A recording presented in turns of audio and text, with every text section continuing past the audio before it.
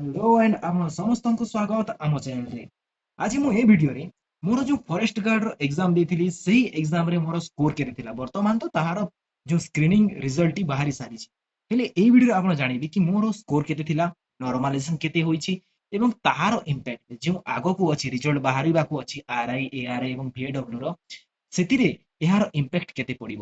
ତାହେଲେ ଦେଖନ୍ତୁ ଯଦି ମୁଁ କହିବି ଏହା ରହିଥିଲା ମୋର ଏଡମିଟ କାର୍ଡ ଦେଖିପାରିବେ ଫରେଷ୍ଟ ଗାର୍ଡ ଯେଉଁଥିରେ ଆପଣ ଏଥିରେ ଲେଖା ହେଇପାରିବେ forest guard and excise constable କେ 2025 2025 ର ଏହା।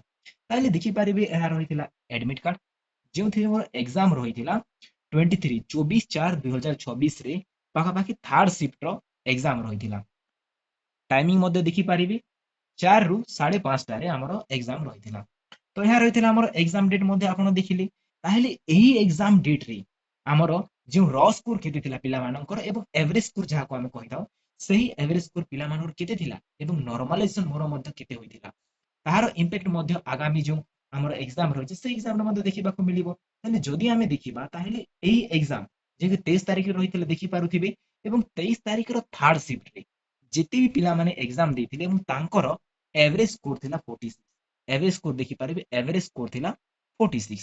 ତାହେଲେ ଏହି 46 ଅନୁସାରେ ଯେତେ ବି ୟୁଟ୍ୟୁବରେ ଭିଡିଓ ଅଣା ହେଉଛି ଏହି 46 ହିସାବରେ ତ ନର୍ମାଲାଇଜେସନ ଅଧିକ ହେବା କଥା। ହେଲେ ଯଦି ମୁଁ କହିବି ଆପଣ ଦେଖିପାରିବେ ମୋର ଯୋଉ ର ସ୍କୋର ଥିଲା ର ସ୍କୋର ମୁଁ ଏଥିରେ ଲେଖି ଦଉଛି। ପ୍ରଥମେ ର ସ୍କୋର ଦେଖିବା ତାହେଲେ ର ସ୍କୋର ଥିଲା ଆମର 68। ଏଇ ଯୋଉ 68 ରହିଛି ଏହା ଥିଲା ଆମର ର ସ୍କୋର। ହେଲେ ଯଦି ମୋର ଯୋଉ ଫାଇନାଲ ସ୍କୋର ଦେଖିବେ ଯାହାକି ଅପ୍ ଟୁ ନର୍ମାଲାଇଜେସନ ପରେ ଯୋଉ ସ୍କୋର ରହିଥାଏ ସେଇ ସ୍କୋର ଯଦି ଦେଖିବେ ତାହେଲେ ଆପଣ ବି ଟିକେ ଲାଗିବ କି এই ପ୍ରକାର କେମିତି ହୋଇପାରେ। କେବଳ ଜଷ୍ଟ ୱାନ୍ ମାର୍କ ଆପଣ ଦେଖିପାରିବେ 68 ର ସ୍କୋର ରହିଥିଲା। ସେହି 68 ର ସ୍କୋରରେ କେବଳ ଗୋଟିଏ ମାର୍କ ନର୍ମାଲ ଯାଇକି ଦେଖିପାରିବେ 69 କେବଳ ଅଛି। ଏହା ରହିଥିଲା ମୋର ସ୍କୋର।